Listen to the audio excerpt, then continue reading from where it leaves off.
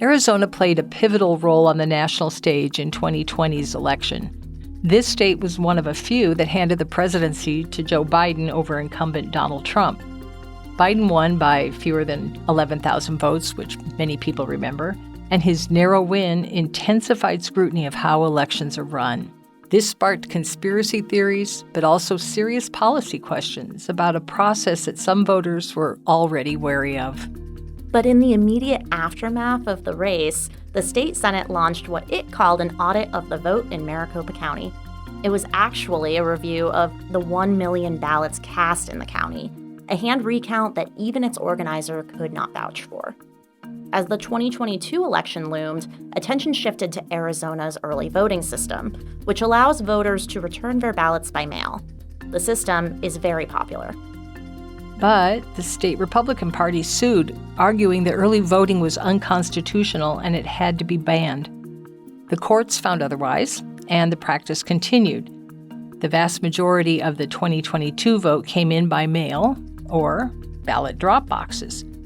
Which brings us to this year's election, where drop boxes and vote centers are the latest target of legislation and litigation. Welcome to Election Dissection, a series by the Gaggle explaining how elections work to prepare you for the big day in November. This month, we examine these practices, their origins, and their critiques. I'm Mary Jo Pitzel. I cover the state legislature and state policy. And I'm Sasha Hubka. I cover county governments and the key role they play in administering Arizona's elections.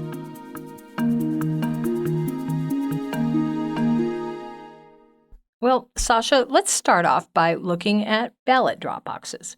A lot of people did look at those boxes in 2022, given reports of surveillance and overnight vigils. Give us a rundown of how these drop boxes function and why they spark debate.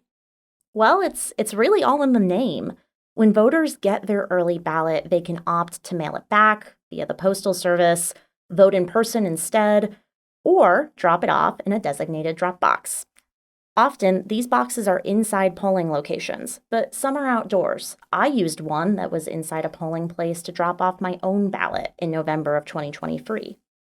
The outdoor ones, in particular, have attracted a lot of attention in recent years. After the 2020 presidential election, a documentary called 2000 Mules alleged that these boxes were used to inject fake votes. That claim has been debunked, and all evidence suggests that voter fraud is very rare. But it spread like wildfire. And understandably, it concerned some voters, leading to groups of vigilantes surveilling drop boxes in several Arizona counties during the 2022 midterm cycle. That includes Maricopa, the state's largest county. Its county recorder, Stephen Richer, told me this unease around drop boxes still persists. I think that put drop boxes really on the radar for a lot of state legislators, a lot of influencers. Certainly there were concerns about ballot harvesting before, but in terms of sensationalizing it and popularizing it, I think that the 2000 Mules theory had a lot to do with that. And it persists. It's actually one of the most common things that I hear about is the mules, the alleged mules, despite the fact that the group itself has said there's no substance to it. They don't have any evidence. And even so, it's not really consistent with how elections are actually administered, because you still have to have registered voters receiving early ballots using their return envelope and putting their signature on it for it to be moved forward and eventually removed from the return envelope and sent to tabulation. So the theory never really made much sense, which is why it was somewhere between amusing and frustrating for election administrators. And that's played out in the criminal justice system and in the court system, that it doesn't have any support to it, but it certainly still undermines, I think, a lot of the interest in further policing, whether you call them ballot drop boxes, or we've seen some places in Florida call them just secure ballot deposit stations or something like that. So you can see even in that, they're trying to get away just from sort of a PR standpoint and a reputational standpoint, trying to move past the item that was demonized in the 22 and the 20 cycle.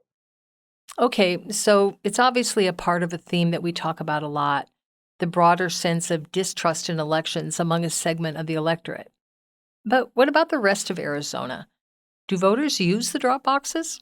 Oh, yes, definitely yes. An important thing to note about these drop boxes is that they are very popular with voters, and particularly voters in rural counties. Yavapai County, which is north of Metro Phoenix and covers Prescott and Black Canyon City and a few other areas that you might encounter on your way to Flagstaff, was the first in the state to adopt the boxes. This is a very conservative county. About two-thirds of voters there cast ballots for Donald Trump in 2020, and the majority of its voters cast their ballots by Dropbox. I talked with recorder Michelle Burchill about the boxes and why her voters like them. Here's what she said. Our voters here overwhelmingly use the drop boxes. That is their primary way of returning their voted ballots to us. I've personally been an advocate for this because we are strongly considering the process of going through the mail, right? If you want your ballot back in a timely manner and to guarantee it's here by that 7 p.m. cutoff, I've come to the realization of doing a lot of research on this over the past couple elections that that really is the best way to guarantee it. Especially, I'm coming from a rural standpoint where all of our mail, as it's being processed through the mail system, it actually leaves our county, gets tracked down to Phoenix, goes through the central processing, and then tracked back up here. And so that adds, several days to the process. And in the 2022 election, the general election, we actually received over 225 ballots after Election Day. And that continued, on after that. And if those voters would have thought to use the drop box or trusted to use the drop box, those votes would have been counted. It's also worth noting that if the drop boxes are outdoors, you can access them 24 hours a day and 7 days a week. That makes it easier for some voters who maybe work full-time jobs and can't make it to a polling site during normal hours. It also helps people who don't have easy access to a post office or who are past the time period where they can mail back their ballot in time to be counted. I got to throw this in here, Sasha. Last fall, I voted in my city council election at a drop box. It was called a U.S. mailbox. In fact, I mailed it in California and even took a picture to show people that I was using an unmanned drop box. Why does this argument about drop boxes not extend to mailboxes? That's a good question. I think fundamentally they're very similar, right? A drop box, a mailbox, neither of them have paid staff standing outside them 24/7. Mailboxes in some ways perhaps are actually even less secure than a drop box. Most drop boxes include a lot of security features, and generally they're picked up directly by election officials themselves. So a bipartisan team as opposed to one USPS worker who, maybe we don't know what their political affiliation is. But all that aside, I still don't think people should feel uncomfortable voting by mail. I personally choose to vote by mail in most elections, and I've never heard of a ballot getting stolen from a post office. And I know that's anecdotal, but I've truly never heard of people trying to raid those blue USPS mailboxes for the purposes of getting a ballot. I'll also note that in general, studies seem to suggest that voter fraud is very rare and that people generally don't want to interfere with an election. And it's also worth noting that if someone wanted to try to steal a ballot out of a post box, they might be facing a lot of prison time. The USPS takes mail tampering pretty seriously. You mentioned a little earlier that drop boxes are, while mostly located inside, some are outdoors. And the very fact that they're outside is one of the reasons they become so controversial. Critics say that because they're unmanned, it's possible for people to stuff the boxes with ballots, a form of ballot harvesting. And as you noted, the movie 2000 Mules hyped up that point, although its proof from surveillance cameras was debunked. So again, Yavapai County is at the center of the drop box controversy. Judge John Napper is deliberating a case that argues the boxes must be staffed under state law. Where does that lawsuit stand? Right now, we're kind of stuck in a holding pattern on that case. Initially, I was hearing from sources that they thought Judge Napper might have a decision by mid-February. Then one of his staffers told me it would likely be toward the end of the month. Now we're at the end of the month, so we're expecting a decision any day now. In the meantime, counties are opening drop boxes for the presidential preference election.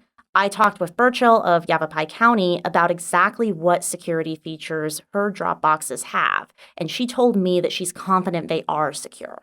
I really kind of started to take a bigger look at the pros and cons to drop boxes and the efforts behind keeping them or removing them. I personally understand, as a conservative, the concerns behind the potential of somebody taking advantage or trying to, mule ballots and all of that. I looked at it from the standpoint of, if I were to remove my 19 drop boxes that are all on state, federal, or county, local city property, and I remove them today to do this as a preventative measure, I have 59 blue USPS drop boxes throughout my county.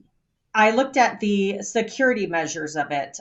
We have night vision, solar powered cameras that are faced right at the entrance. When you walk up to the drop box to put a ballot in, it's taking a time-stamped photo of that person at that time. We have 2 different locks of 2 different keys. They are not in any way mastered. The feet of the drop boxes, the bolts are not exposed.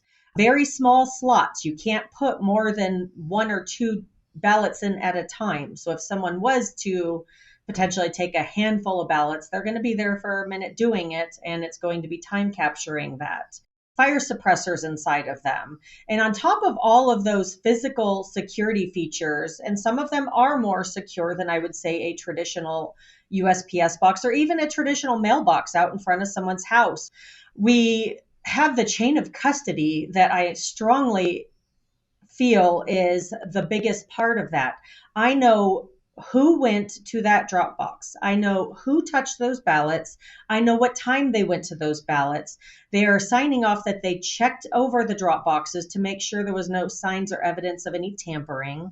I know every ballot that was in that drop box from that date and who touched them from the time that a voter deposited it until the time it got here to my office. Plus, she added that this saves the county money in postage. So she believes there are a lot of reasons why drop boxes are not only secure, but are also right for the voters in her rural county. But if Judge Napper rules she can't use unstaffed drop boxes, she said she'll have to remove them.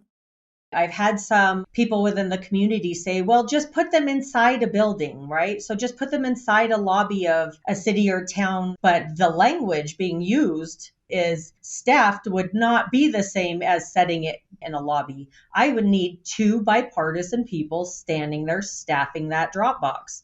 So the thought process of taking it from outside to inside would solve this, I don't think is going to be an option. I don't know what my next step would be, because when you look at the times of our elections, right? When we are doing July, August, we have a pretty hefty monsoon season up here in Yavapai. I can't expect that I'm going to have 2 people standing out in the rain and in the wind monitoring the drop box, outside during that time. And especially with the heat too, we get over 100 typically every day during that time. When it gets to November, it gets real cold out here real quick. I can't foresee me being able to hire people that are willing to sit out there in the cold every day to monitor them.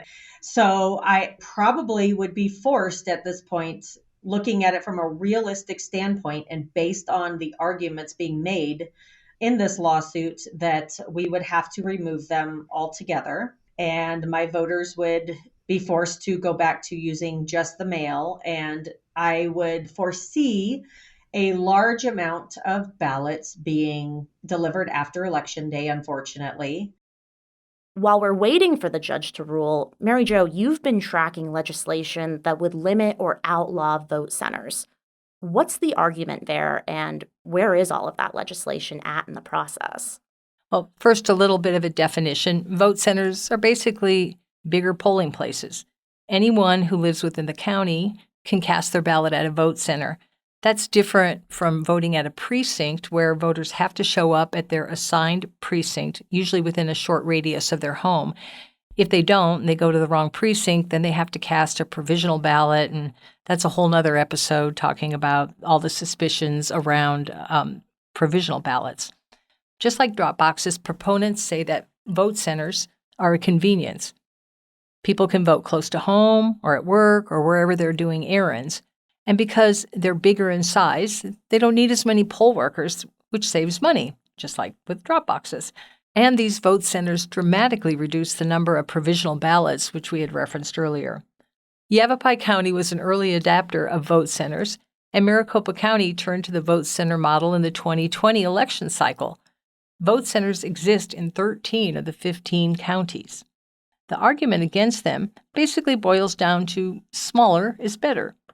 Here's State Representative Rachel Jones, a Tucson Republican, explaining why she's sponsoring a ballot referral to end vote centers. Putting aside the early voting portion, when you have a voting center where they are set up across town, and a lot of what I hear is, well, then I can vote at a voting center near my work. Well, you can also vote at the precinct location right near your home, either on the way to work or on the way home. So that's a silly argument to me. What I'm saying is it's easier when you have it down to a precinct level. It is much easier to vote, potentially. I don't think this disenfranchises anybody because it's right there in your neighborhood. Senator Jake Hoffman has a proposal to work around the argument that going back to polling places that draw people from a geographically smaller area won't work. He has a bill, which won state Senate approval last week, that would require public schools to close on Election Day and have their gymnasiums serve as a polling place. Madam Chair, my position is, God forbid we have to staff a precinct to also have voting centers. That's not a bad thing. Bringing access to voting closer to people's homes is not only historically how it's always been done, but it is also a more accessible means of being able for people to vote. As we've taken a more urbanized approach to elections, our system has not gotten better. We're the laughingstock of America in this state. Pima County's got issues. Pinal County's got issues. Mojave had issues. Maricopa, we have tons of issues, right? As you scale up like this and take it away from the local level, not only do you push people further away from home to vote, but you also have seen very dire consequences stemming from it. Hoffman's ideas drew skepticism from fellow Republican Senator Ken Bennett. Bennett is from Yavapai County, and it's worth noting he's a former Arizona Secretary of State. I'm very concerned that your bill by staff and by your admission would say that a county, in order to have voting centers, would still have to have polling locations in each precinct before they could add the first voting center. I don't know why, unless, as you said, maybe, the one or two main offices would be voting centers. That would be a huge step backwards, in my opinion. Still, Bennett supported the bill, at least to keep it moving through the process.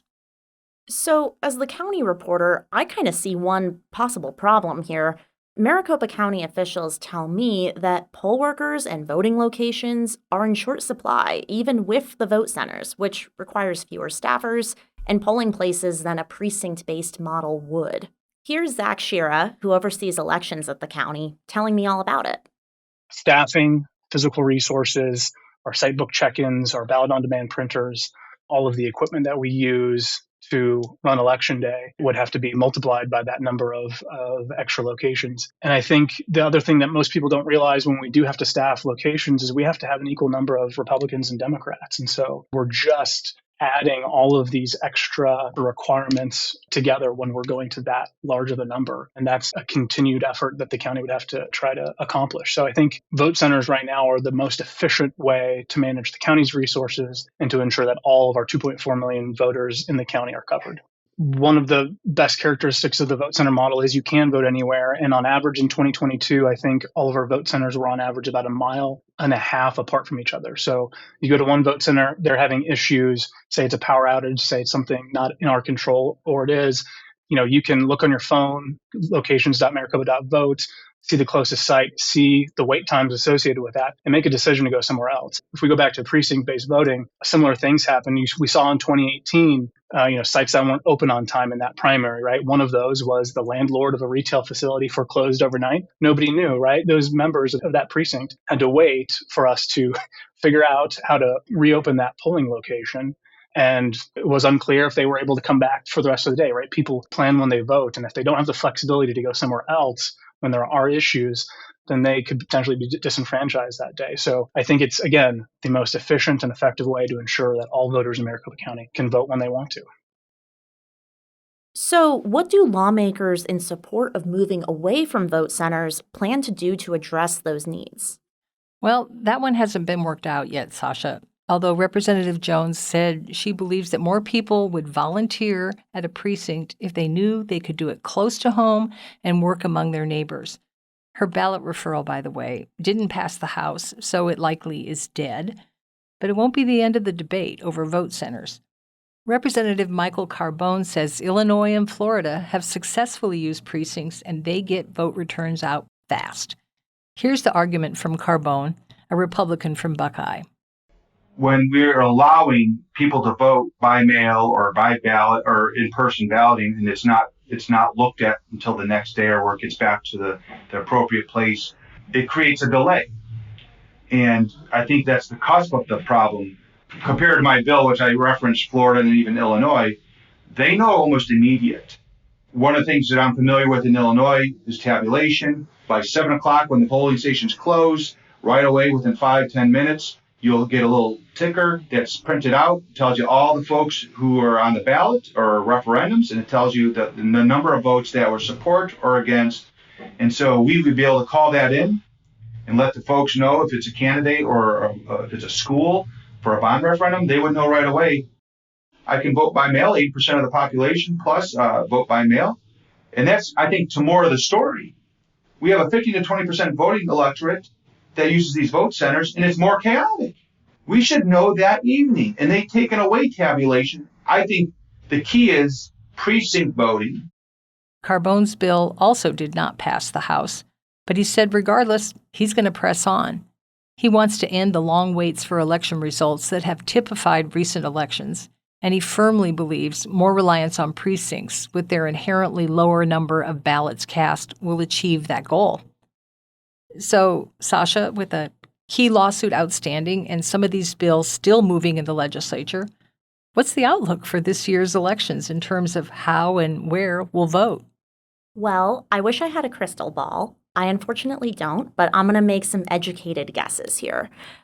This lawsuit, once a ruling comes down, I am almost certain it will be immediately appealed. And it's worth noting that since counties already have their drop boxes out and active for the presidential preference election, I don't predict that any of this would impact that election that's coming up on March 19th. In terms of the legislature, you know better than I do that it takes a while to pass laws, and they still have many weeks left in this session. They also would need to pass this with an emergency clause to get it to take effect immediately. Otherwise, it'll take effect about 90 days after the session ends. And all of that probably means it's coming a little too late to really have much of an impact on this year's election cycle. Plus, I highly doubt that Governor Katie Hobbs is going to sign this bill. I was going to say, don't forget that woman up on the 9th floor with the veto stamp who happened to have been a Secretary of State. Well, that's it for this week, Gaggle listeners, and thank you for listening to our Elections Dissection episode. Sasha and I will be back next month to answer a new question about how all this works. Is there something about the election process that you're curious about? Or did you learn something new today? Please let us know. Send us a voice memo to the Gaggle at arizonarepublic.com. That's all one word, all spelled out. Or give us a call at 602-444-0804. This episode was edited and produced by Amanda Luberto. Our news direction is by Kathy Tulamello, and episode oversight is by Kara Edgerson. Music comes from Universal Production Music. Never miss an episode of The Gaggle by subscribing to us wherever you listen. Also, be sure to share this episode with a friend. You can also leave us a review and rate us 5 stars. You can follow The Gaggle on social media at AZC Podcasts. I'm at Sasha Hupka. That's HUPKA. And I'm at Mary J. Pitzel. That's PITZL. The Gaggle is an Arizona Republic and azcentral.com production. Ron and I will be back next week, diving into a new political issue. Thanks again for listening, and we'll see you then.